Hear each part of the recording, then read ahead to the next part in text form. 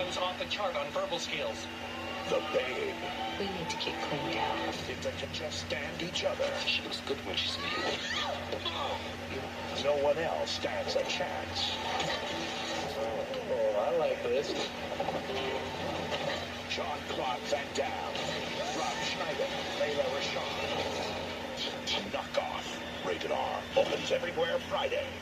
Once again, should have been the red flag here.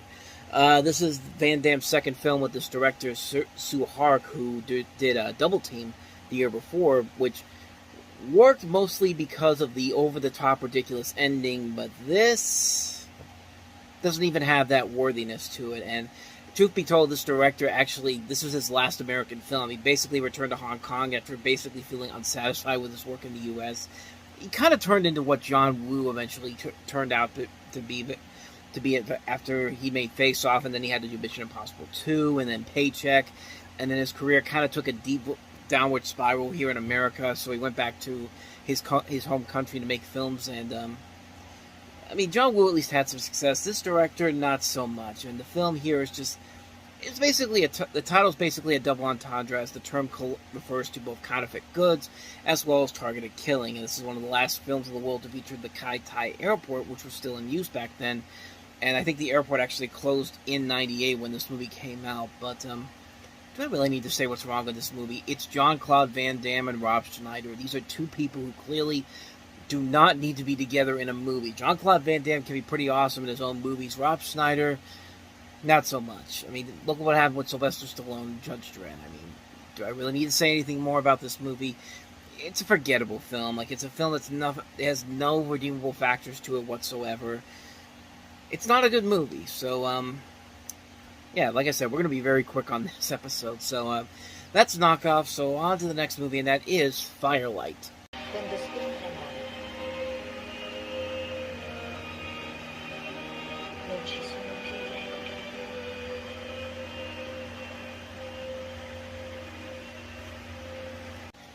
I'm already bored. This is William Nicholson, a name that you may be very familiar with as a writer. He's written stuff like Shadowlands, Nell, First Night. He'd later go on to win an Oscar for writing Gladiator. He did Elizabeth the Golden Age, Les Miserables, Unbroken, Everest. A pretty decent writer, not the best director. This is actually his first movie as a fit director overall, and I say not the best director, but I haven't seen this movie, so I don't really know if it actually is a bad movie. Basically what you have here is kind of it's a woman played by Sophie Marceau who agrees to bear the child of an anonymous English landowner in return for payment to resolve her father's debts. When the child is born, the woman gives up the child as agreed. 7 years later, the woman is hired as a governess to a girl on a remote Sussex estate, and the girl's father is the anonymous landowner. And chaos ensues. I don't really know too much about this movie, honestly, and from what I've seen from the reviews for it, it looks like a boring movie, despite the fact that it has some nice visuals to it, but, yeah, there's nothing about this movie that looks interesting whatsoever, so, not much more to say about that one, so let's go ahead and wrap up this week with, Phoenix, our last film. $20, 50. Make a ball to the left. I want a piece of that. Detective Harry Collins never met a bet he wouldn't take. Double or nothing. That was double or nothing. Or odds he couldn't beat. If the drop on the left here beats the drop on the right, you have to go to the movies with me. I won. He's a good cop Taking that down.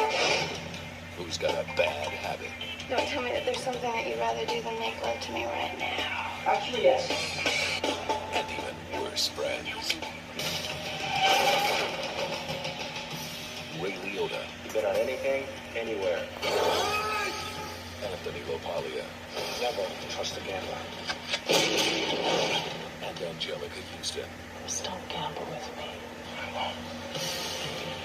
Phoenix.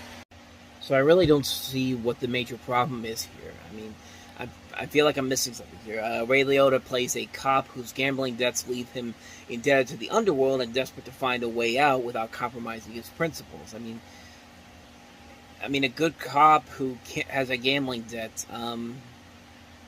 I really don't see a whole lot you can really do with this, quite honestly.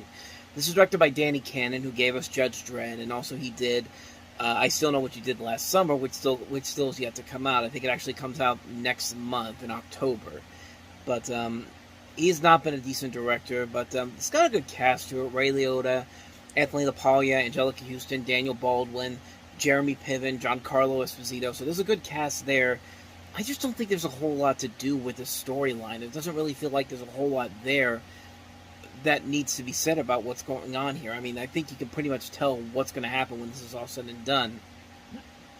Oh, excuse me. I got nothing else for you. Like I said, this is not a good week for movies, so... His best friend just got out of jail. I need money. I gotta get together some rolls. Yeah, and already he's got himself in debt. I'll have to tell you my collection methods. The cops up in arms. You're fixing to go down hard. And the Russian mob breathing down their necks. If you don't give my money, then you are mine. Matt Damon, Edward Norton, John Turturro, Famke Janssen, Gretchen Mol, with John Malkovich, and Martin Landau. Rounders, rated R, stars September 11th in theaters everywhere. So the term Rounders refers to a person traveling around from city to city seeking high-stakes card games, and you have two friends, Matt Damon and Edward Norton, who need to win at high-stakes poker games to quickly pay off a large debt.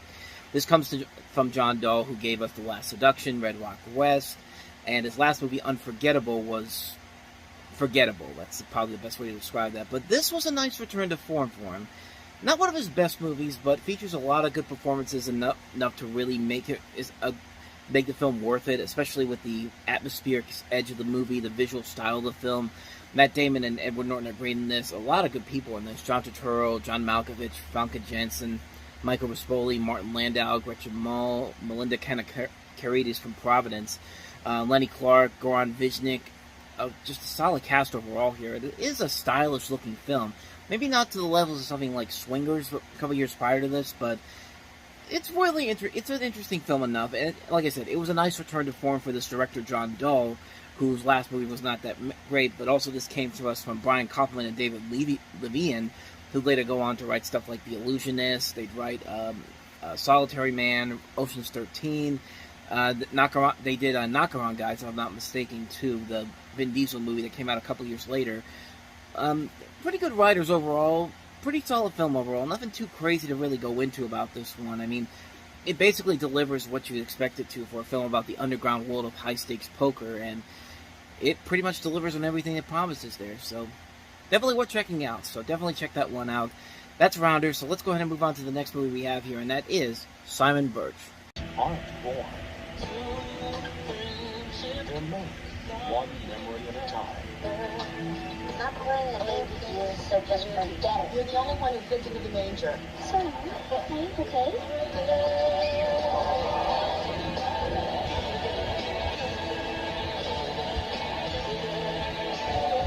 Simon Birch. Rated PG. Starts this Friday in select cities. God, I can only wish I show you the trailer for this, because it literally begins with Jim Carrey pulling the whimsy look up in the air as he's thinking back to his past, like you see in these melodramatic Oscar baitish type movies, and it's literally that in this entire movie. Okay, maybe I'm being a little too harsh on this, but the movie itself is not really all that good. The performances, they're fine for what they are. Everybody's committing to the role here, but you've seen this story done over and over again, and this is a film that's clearly trying to get the cheap emotion out of you. It's trying to be an Oscar baitish type film, a cliched riddle film. I mean, I really don't know what else to say about this movie that hasn't already been said already. It's directed by Mark Steven Johnson, who later gave us Daredevil and Ghost Rider, and features a cast that includes Ian Michael Smith in the title role, Joseph Mazzello from Jurassic Park, Jim Carrey, Ashley Judd, Oliver Platt. Good talent overall. David Strathairn's in here as well. I mean, it's got good talent overall here, but just the story and just everything that it does, it tries to throw the cheapest emotions at you.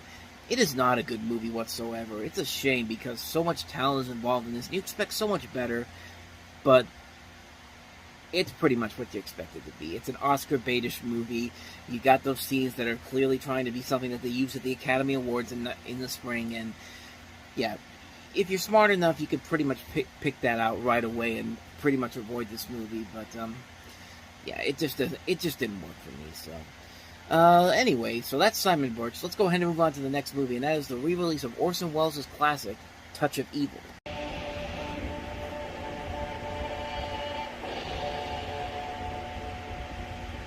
This was her wedding night.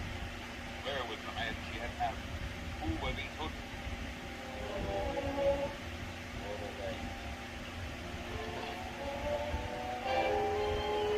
That's a hell of a way to start a movie off like this.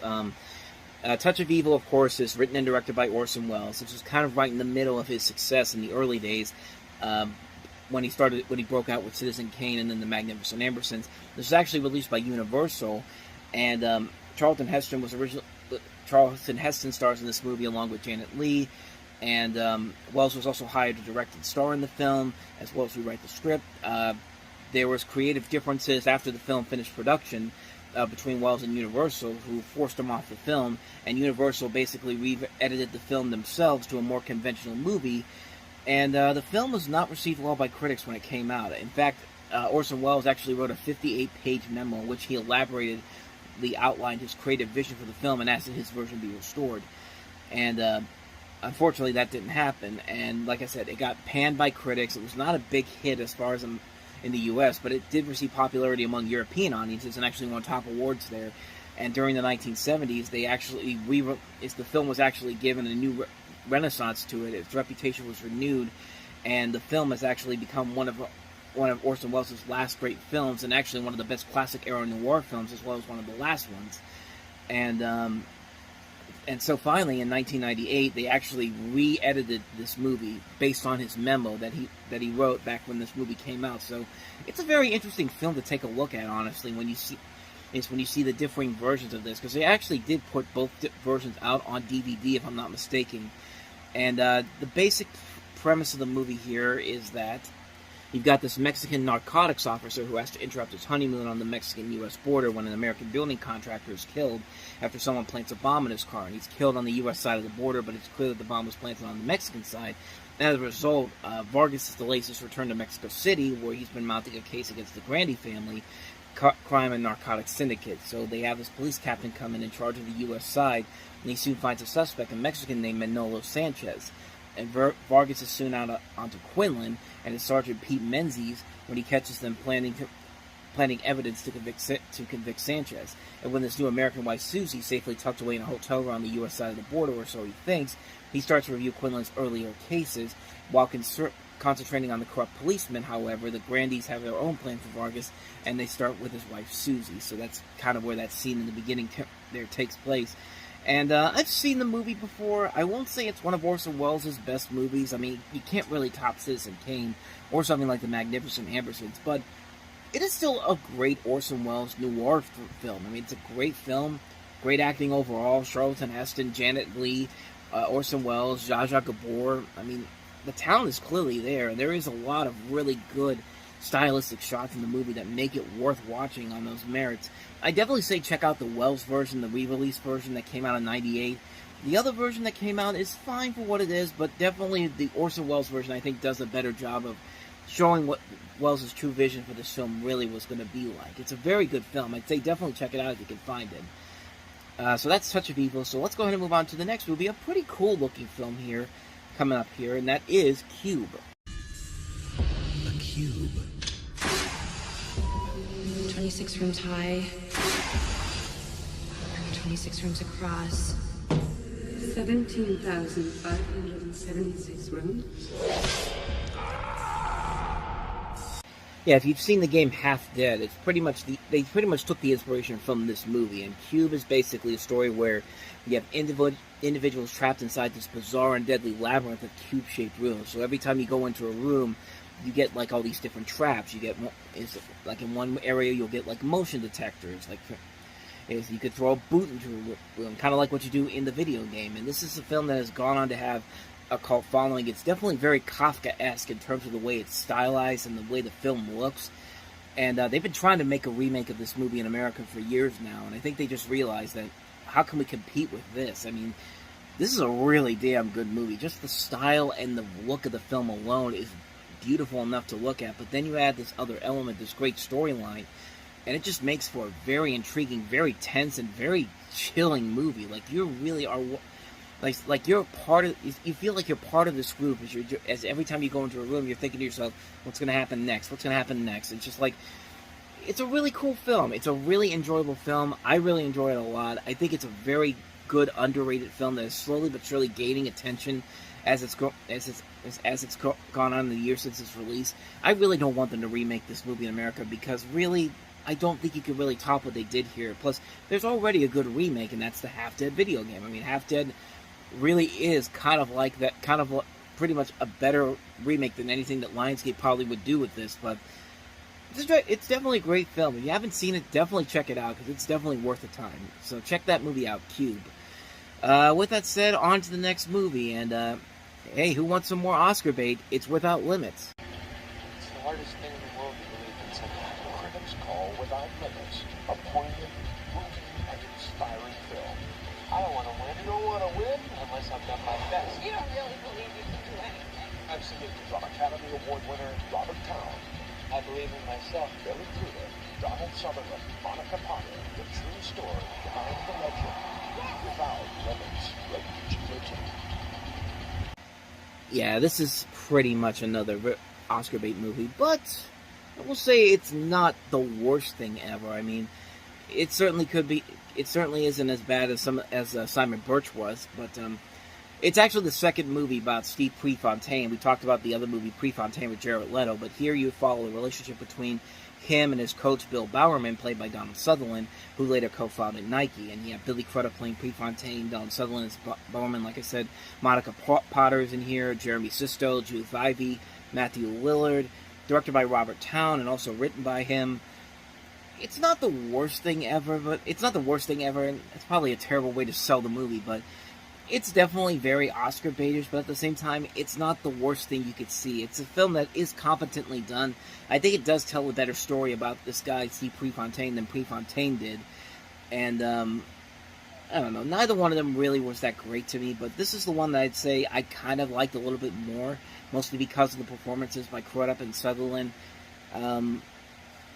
Not much more to say about that one here. I liked it, but it's not one I'd rather watch over and over again. Maybe for one-time watch, it's fine for what it is, but other than that, not so much. But so that's Without Limits, and that was Oscar baitish, but this is really Oscar baitish. This next movie, Digging to China. What you're worried about? Kevin Bacon. Are we still friends? Secret friends. Mary Stuart Masterson. Kathy Moriarty. And introducing Evan Rachel Wood. I always wish for something magical to happen to me. In a film by Timothy Hutton. I'm not bad for you. I'm here to see Ricky Straw. And you are? His wife. Harriet. About the truth that hurts. You like me now, but you're gonna grow up. I'm not. And the friendship that heals. Kevin Bacon went full retard, everybody. Yeah, this is Oscar baitish to the max. I mean, this makes Simon Birch look like a masterpiece by comparison. So what more do I even need to say about this? You have a story about a friendship between a preteen girl with a vivid imagination and a man with mental disabilities, and you could pretty much explain what else is going to happen here. You pretty much can tell what's going to happen from this point on. I mean, directed by Timothy Hutton, his first film as a director, which I think is the only film he's directed, if I'm not mistaken, because I don't know if there's anything else he's directed since then. Now I'm kind of curious. Let's see. I know this is dead air here, but, I mean, he's directed a couple things. He's directed an episode of Amazing Stories. He directed a couple of episodes of New York Worth, but I think this is the only film he's directed as a whole. But, what more do I even need to say about this movie? It's one of those movies that Tropic Thunder warned is pretty much made fun of, and the fact that you can't go full retard, and Kevin Bacon clearly went full retard for this. But Evan Rachel Wood's in here. She's pretty decent in here. That's pretty much all I can say about that. But yeah, there's not much more I can add to this. This is not a good-looking. This is not a film that's going to be memorable for anything except for being a part of that list of films of actors that, again, go full retard and try to think they can win an Oscar for it, and not so much. So let's go ahead and wrap this up with our last movie here, and that is Chicago Cab, or Hell Cab, whichever one you want to call it. Just got raped.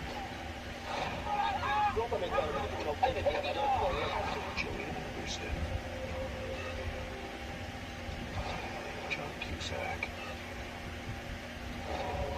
Gav. And Julianne Moore. I hate this job. Hellcab. So you've got this unnamed taxi driver over one day in Chicago shortly before Christmas. He has like 30 different passengers enter his taxi throughout the course of the film, providing brief looks into their personal lives. And among those actors, you see Gillian Anderson, John Cusack, Laurie Metcalf, Julianne Moore, John C. Reilly, Michael Shannon, Michael Ironside, Reggie Hayes. And I think a lot of people really do not like this movie because the film pretty much... I'm reading on here, it received criticism for having unrealistic taxi passengers since all of the characters have an exciting story. And as you know, that's probably the truest thing you could possibly say about this because, yeah, there's not really a whole lot of interesting stories going on with most taxi drivers. I mean, Taxi Cab Confessions, if you ever watch that show, most of those stories are not that interesting whatsoever. If you go into a taxi in real life, it's not that interesting whatsoever. Nobody really has that... Not that many people have that much of an exciting story to tell. And I get what they were trying to do here with this movie, but yeah, that's part of the biggest problem with it, is that it thinks that if they could it thinks that they can make every single person in this have an interesting story going on here. It almost turns into Cosmopolis in a way, where you're just sitting in a car for a good majority of the film, but nothing interesting is happening with every passenger that comes in. You know, I mean, what's the point? Like, what's the reason why I should be invested in these characters whatsoever? And there really is not that much there. I mean, it's just not an engaging film whatsoever. It's a boring movie. It's a really boring, dull film that has nothing about it whatsoever. It was based on a play, apparently, and maybe this could work better as a play, but I don't know. I mean, having every single character have this amazing story about themselves, I think that was stretching the walls of plausibility a little bit too high there, guys. So anyway, not much more to say about that one. That's Chicago Cab. Why don't you go back alive? Listen, not talk. Drop will be made tonight, 7 p.m. The amount will be $15 million. $50 million? Who do you think you pick up, Chelsea Clinton? Detective James Carter loved his job just a little too much.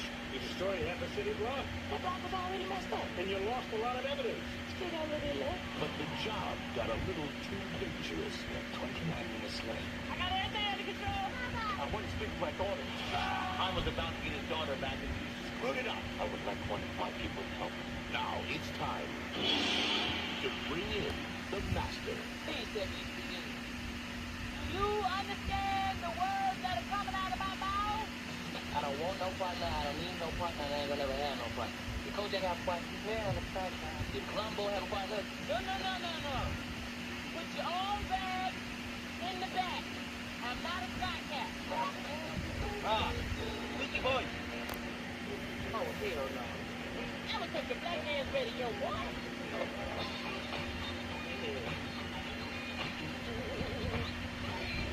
They're two cops with nothing in common. Do it again. Again. Except the case Hello, you have one more chance. they can't walk away from. Agent Carter is very passionate about finding your daughter.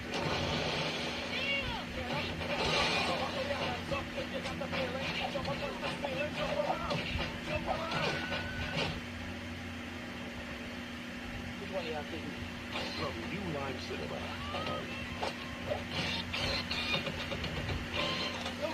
The fastest homes in the East.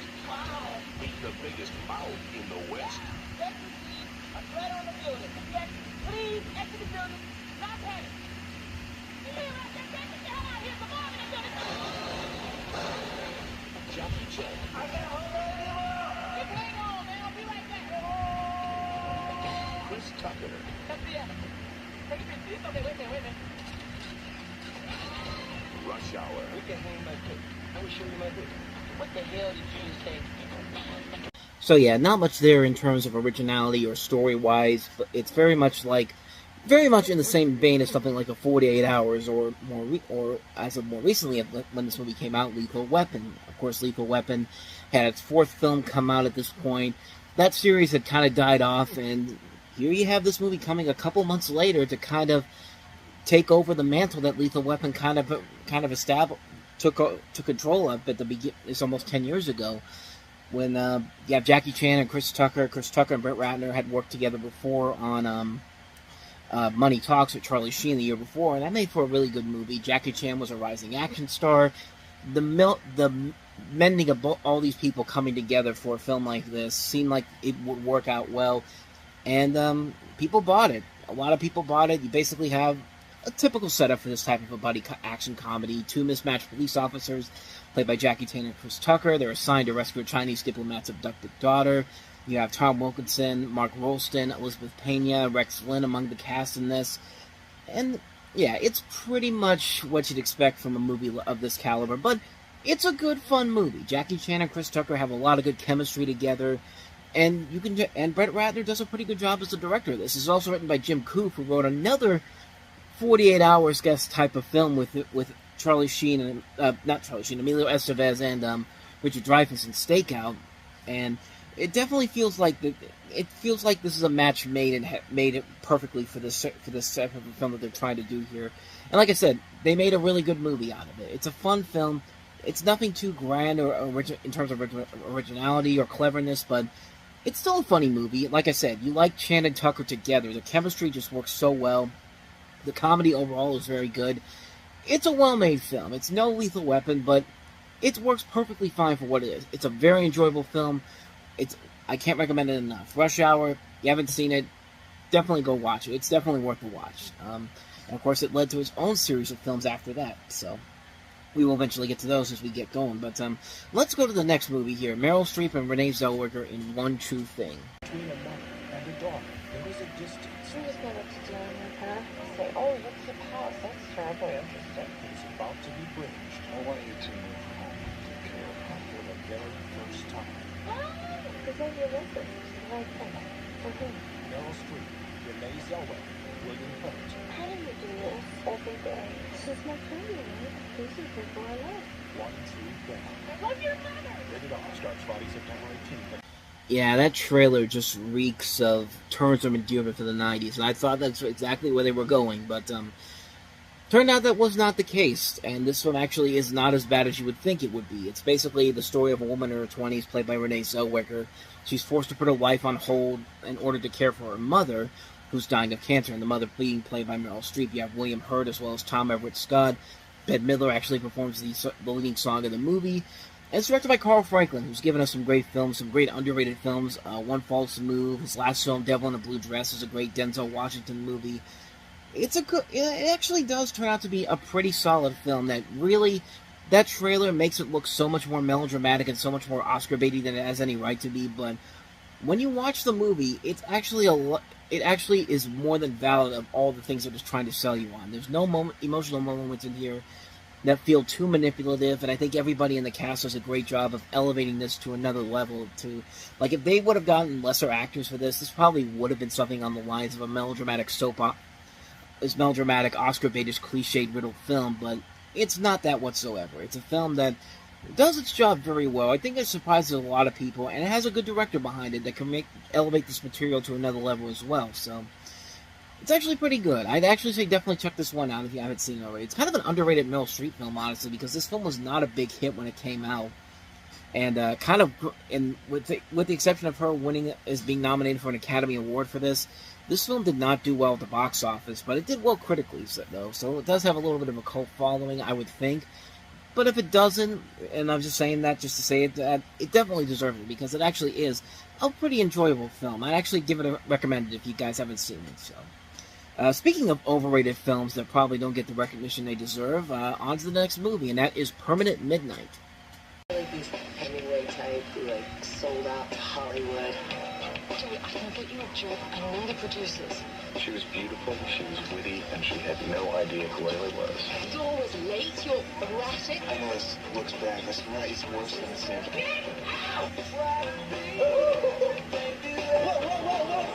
You're now obligated to stand here and give me 5 minutes. Permanent Midnight, rated R. You're coming back, right? Yeah, kind of like Ben Stiller's directorial effort from a couple years ago, The Cable Guy. This is a film that is definitely did not get the proper attention it probably deserved at the beginning of its run in theaters, but has since gone on to have a massive cult following in the years since its release. This is basically based off the autobiographical story of writer Jerry Stahl, who's been a successful TV writer for many shows, including 30-something, Twin Peaks, Alf. Clearly, three things that mesh together from the same writer. But it's also about his struggles with substance abuse. And Ben Stiller plays Jerry Stahl here. You also have Elizabeth Hurley in here, Maria Bello, Owen Wilson, Cheryl Ladd, and you see Janine Garofalo there. It's a really good movie. It's a very solid film. This director, David Veloz, does a pretty good job of handling this material pretty well here. And like I said, it's a movie that I think was well ahead of its time. It's a film that I think was well ahead of its time. Probably too many people back then didn't understand it at first, but as the time has gone on, and they've seen it again, they've realized that the film is actually a lot better than people give it credit for, and that Ben Stiller, he could do dramatics pretty well. I mean, he's done it pretty well in other cases. Secret Life of Walter Mitty is a very good, underrated film that he directed, that came out about 10 years ago. The funny thing is that David Duchovny was actually going to play this character, but he actually left it to do Playing God, and that film did not work out so well, and Ben Stiller took it, and he has a pretty damn good movie to his name to it. And, yeah, not much more to say about this one, except this is a really damn good movie that's very underrated. If you haven't seen it, definitely check it out, because it is definitely worth a watch. So with that said, on to our next movie, and that is the latest Merchant Ivory film, A Soldier's Daughter Never Cries. Acclaimed creators of The Remains of the Day, A Room with a View, and Howard's End. Chris Christopherson, Barbara Hershey, and introducing Lily Sobieski in a passionate tale about rites of passage. Do you think I should wear a bra? The girls in the locker room said that I should definitely have one. Loss of innocence. And life without regrets. Oh, come on now. You know, a soldier's daughter. It's not like a soldier's daughter again. Anyway, I'm not. I'm a writer's daughter. A soldier's daughter never cries. The film that people probably thought One True Thing was going to be. This is based on the fictionalized account of the family life of writer James Jones. This is based off his daughter's novel of the same name. And it's structured as a novel. It's split up into 3 different segments, each named after a different protagonist. The plot follows a family living in Paris during the 1960s and 70s until they return and adjust to life in New England. And it's seen from the point of view of the daughter, played by Lily Sobieski. Which I find it kind of funny, because literally the next movie she's in, her character is literally in a bra and panties for much of the movie. I mean, that movie, of course, being Eyes Wide Shut. And that's the one I think a lot of people mostly recognize her for, but this is her feature film debut. Jesse Bradford's also in here. You see Chris Christopherson, Barbara Hershey. And, I don't know, it's a film that I think that it's kind of what you expect from a Merchant Ivory film.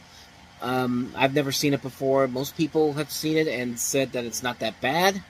So, I don't know. I don't know if it's any good or not, but, I don't know. It looks kind of a little too Oscar baitish for me, so I'm not in a real hurry to see this film, but just for the fact that it has some decent reviews for it, maybe I'll check it out one day, but I'm not jumping out anywhere to go see it now, but, anyway, that's all I got on that one. A Soldier's Daughter Never Cries. Let's go ahead and move on to the next movie, and that is Six String Samurai.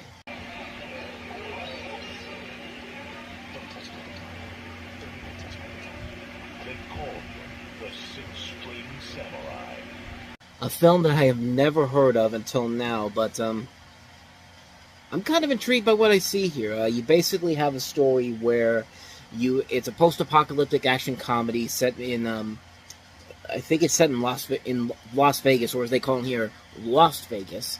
And you basically follow this mysterious and powerful hero of the classic kind named Buddy, who's as skilled with his guitar as he is with a samurai sword, and thrown together with a kid who he saves in a spectacular battle. The two of them must now escape their enemies and reach Las Vegas, the rock and roll capital of this future world. And yeah, this is another movie that I think was definitely ahead of its time. If it was released nowadays, I think this film would have garnered a much more bigger appreciation for it. This actually is supposed to be a trilogy, but it never made it to a trilogy because the budget was $2 million, and they only made back about $100,000. But it's billed as a post-apocalyptic musical satire, and honestly, I think that's more than enough for me to kind of want to see this movie. So, haven't seen it, but man, I kind of want to now. So, Speaking of movies that I might want to check out at some point, let's go ahead and move on to the last movie here, and that is Jaimin Hansu and Ill-Gotten Gains.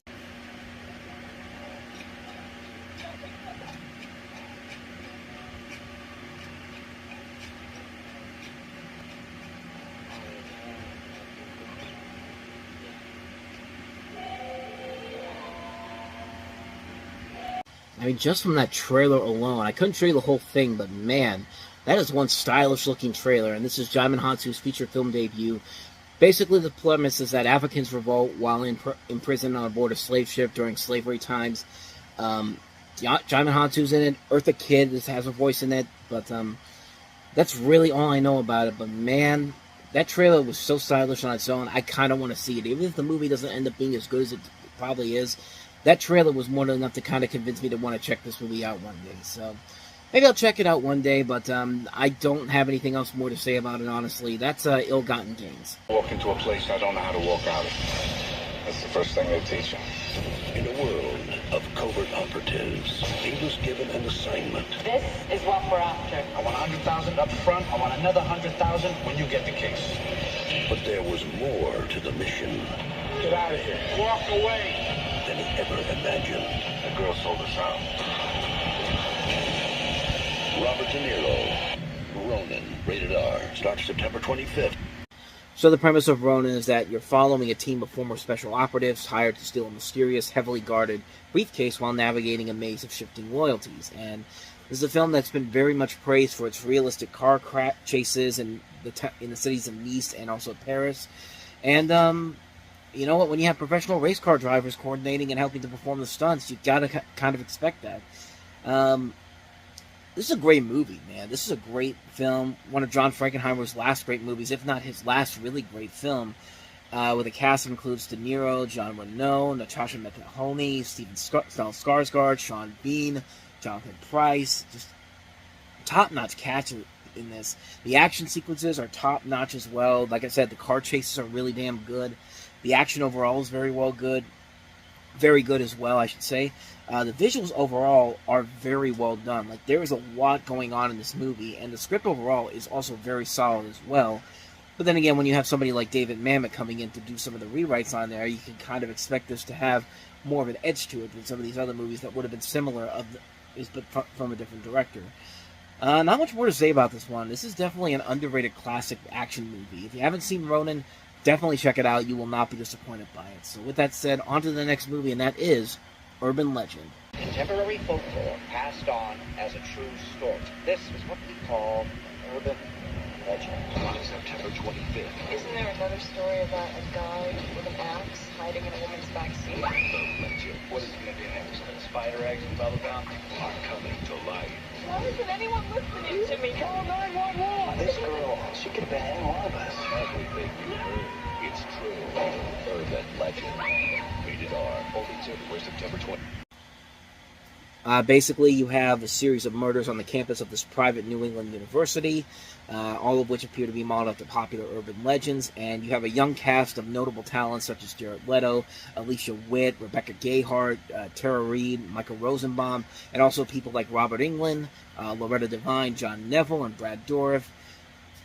It went on to become a big hit. It surpassed $72 million worldwide on a $14 million budget. It became a huge hit, but doesn't make it a good movie. It's basically just a kind of a ripoff of Scream, quite honestly.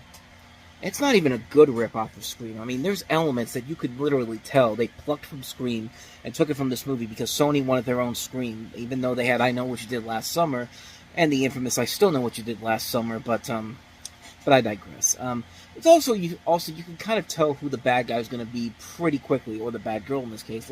Let's make it so that everybody's a suspect in this, and like I said, you'll be able to figure it out almost immediately when you see what happens there. But I don't know. I just don't get why this became such a success, because it's not really that interesting of a movie.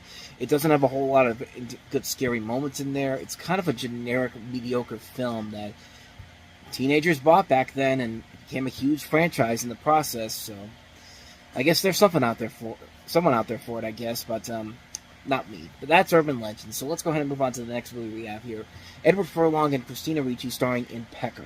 Pecker! My name is Pecker.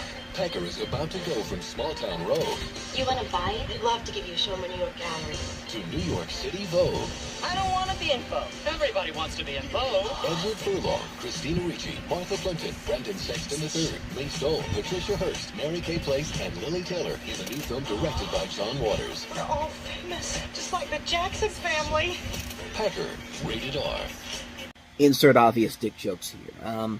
This is actually John Waters' second attempt to try to make a mainstream movie. The first one was Cry Baby from 1990 with Johnny Depp, which was not the big success, but it did have a cult following.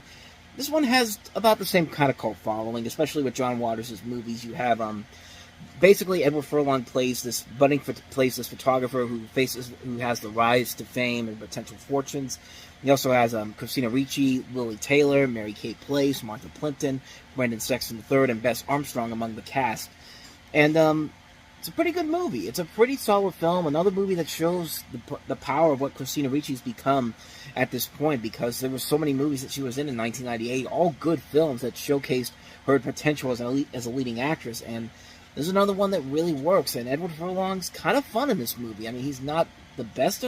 It's not the best performance overall of him, but it's a very different role than what we're used to seeing from him. Nobody ever really talks about this performance besides from Edward Furlong. I mean, he was a really good actor for a number of years, even after Terminator 2. But like, this is probably his most notable film he did after Terminator 2, if I'm not mistaken. But it's a fun little movie. I mean, it's a fun movie. Even if you're not the biggest John Waters fan, you can still find a lot to really admire about the movie. It's very funny, very visually interesting to look at, and it has a lot of enjoyable moments to it. I highly recommend it. Pecker. So with that said, on to the next movie, and that is Clay Pigeons. They know. Man, they're really looking for still out there somewhere. Big spawn. Garoppolo. Joaquin Phoenix. Clay Pigeons. The directorial debut for David Dobkin, who of course would go on to become a prolific director in his own right, with stuff like Wedding Crashers, Shanghai Nights, Fred Claus, a number of notable films. You have Joaquin Phoenix playing Clay in this, who's a young man in a small town who witnesses his friend kill himself because of the ongoing affair that Clay was having with the man's wife, and feeling guilty, he now resists the widow when she presses him to continue with their sexual affairs, and Clay befriends a troubling serial killer as well.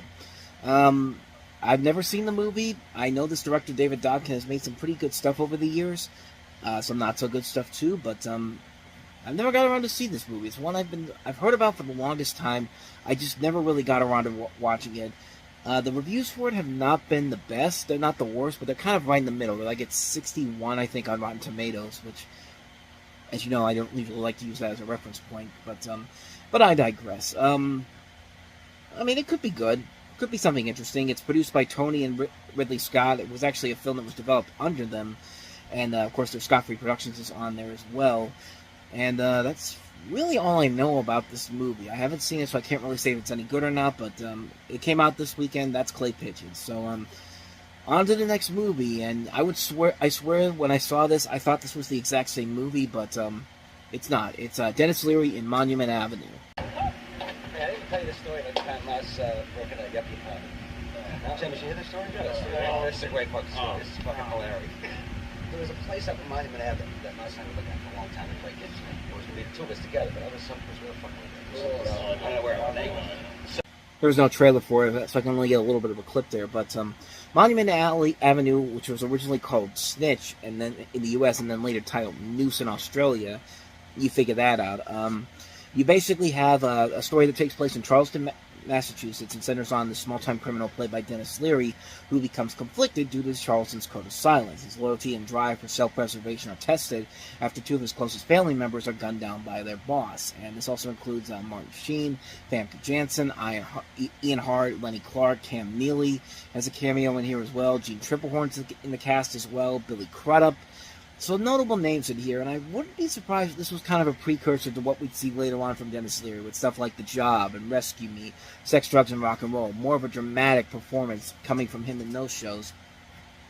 And I think it kind of started with this particular film, if I'm not mistaken. But I haven't seen it, so I can't really confirm that to be certain. But just a thought that kind of went through my mind when I watched that little clip there. But But yeah, not much more to say. That's Monument Avenue. So on to the last movie, and that is the Brandon Tina story. Every woman's dream. If Brandon really was a man, oh Jesus, he would have women after him all the time. I mean, he knew how to please you. He knew how to do everything right. Another one of those movies that's very much ahead of its time, I would think. This is a documentary about Brandon Tina, who was a transgender man who was murdered along with 2 others in 1993 in rural Nebraska. And the story is told through interviews with people who knew Brandon, recorded interrogations and trial transcripts, and photographs and file film footage. And supposedly this was the inspiration for the movie Boys Don't Cry with Hilary Swank, in which she won an Oscar for that one. But I never knew about this story before, so I don't really know if it's any... I've never even seen this movie either, so... Needless to say, I don't really have a whole lot to say about this one, but could be a pretty interesting little documentary about a story that pretty much is something that could be told nowadays. I think this was something that was a little bit ahead of its time, really, like I said before. But that's pretty much all I know about this one, so I might check it out one day, but I'm not really rushing out to see it, though. That's the Brandon Tina story.